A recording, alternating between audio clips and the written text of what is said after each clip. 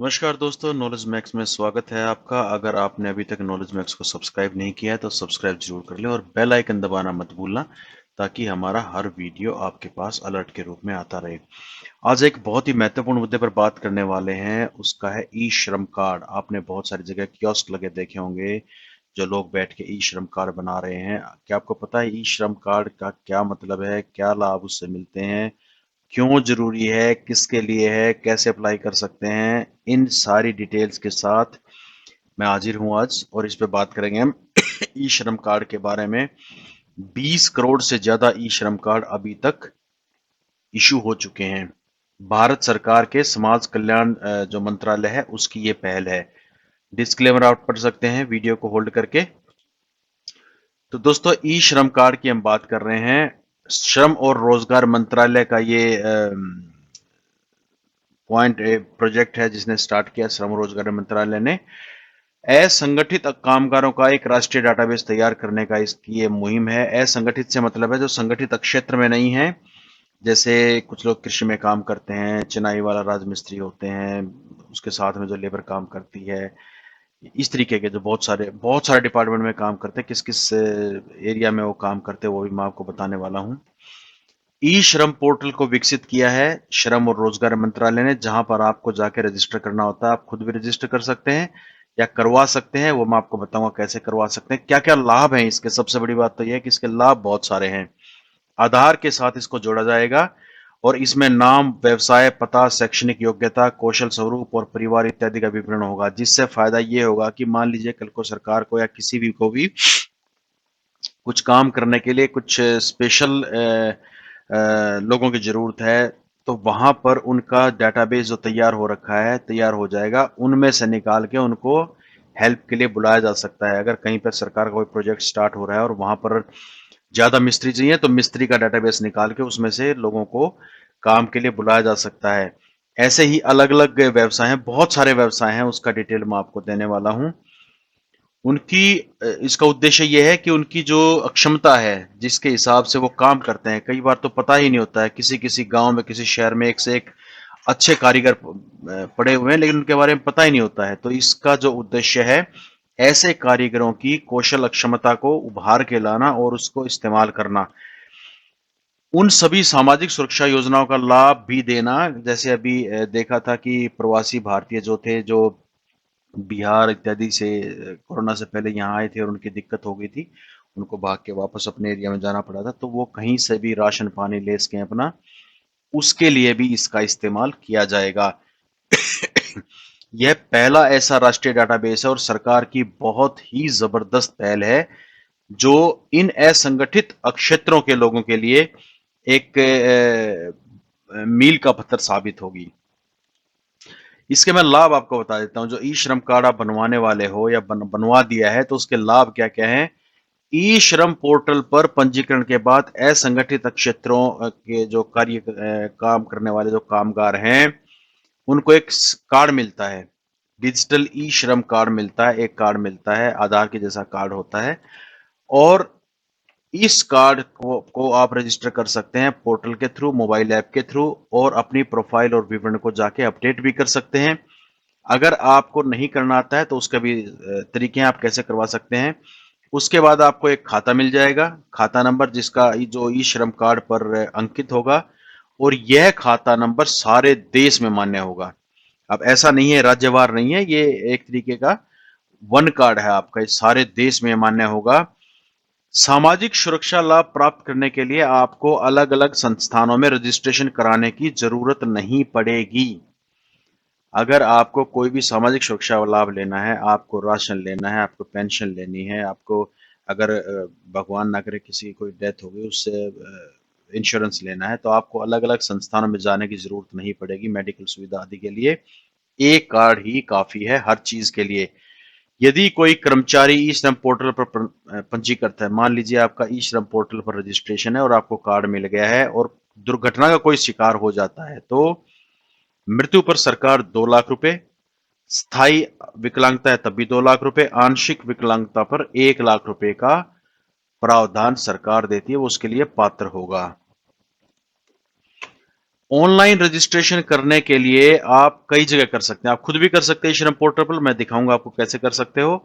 Mobile application भी है ई श्रम की, आप उसको डाउनलोड करके उससे भी कर सकते हो, या आप अपने नजदीकी CSC में जाके जो बहुत सारी जगह पर सामान्य सेवा केंद्र हैं, हर लगभग हर गांव में खुले हुए हैं, आसपास के शहरों में हैं, वहां पर जाकर या राज्य सेवा केंद्र में, श्रम सुविधा केंद्रों में जाकर या पोस्ट ऑफिस में जाकर, जहां डिजिटल सेवा केंद्र है, वहां जाकर आप अपना रजिस्ट्रेशन करा सकते हो।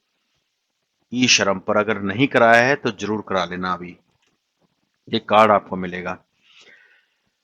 पंजीकृत जो श्रमिक हैं, जो रजिस्टर्ड वर्कर्स हैं, उनकी सबसे बड़ी संख्या कृषि और निर्माण क्षेत्र से है। इसलिए मैंने आपको कहा कि राजमिस्त्री की बात मैं कर रहा था, उनके साथ जो लेबर काम करते उसकी बात कर रहा था। और जो खेती में काम करते, चाय बागान में काम करते हैं, या खेती में धान लगाने वाले श्रमिक हैं, या ईंख काटने वाले श्रमिक हैं, गेहूं काटने वाले श्रमिक हैं, हर तरीके के श्रमिक जो हैं वो इसमें पंजीकृत होंगे। इसके अतिरिक्त जो होम मेड हैं, जो घरों में काम करती हैं, या फिर साफ सफाई वाले हैं, इस तरीके के लोग भी इसमें रजिस्ट्रेशन करवा सकते हैं। कपड़े के व्यवसाय से जुड़े श्रमिक भी काम कर सकते हैं।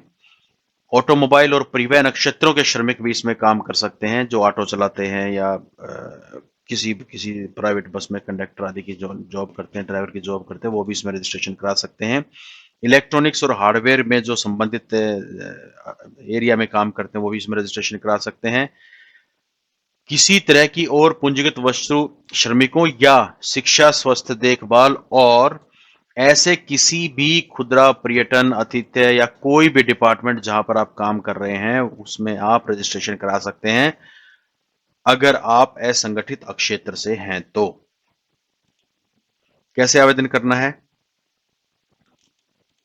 आपको इस साइट पे जाना है, www.ishram.go.in। इस साइट पे जाना है, मैं जाके आपको दिखाऊंगा। अभी तक जो रजिस्ट्रेशन हुआ है उसमें 65.68% जो लोग हैं वो 16 से 40 साल के हैं। इस उम्र के लोगों को मोबाइल चलाना अच्छे से आता है। मोबाइल एप्लीकेशन आप डाउनलोड करके अपनी डिटेल वहां पर डाल सकते हैं, आपको कहीं जाने की जरूरत नहीं पड़ेगी। 34.32% 40 वर्ष और उससे अधिक आयु के हैं, तो जो मेजोरिटी ऑफ लोग हैं 40 साल से कम के हैं। 43% और 27% पिछड़ा वर्ग, ओबीसी और सामान्य जातियों के हैं।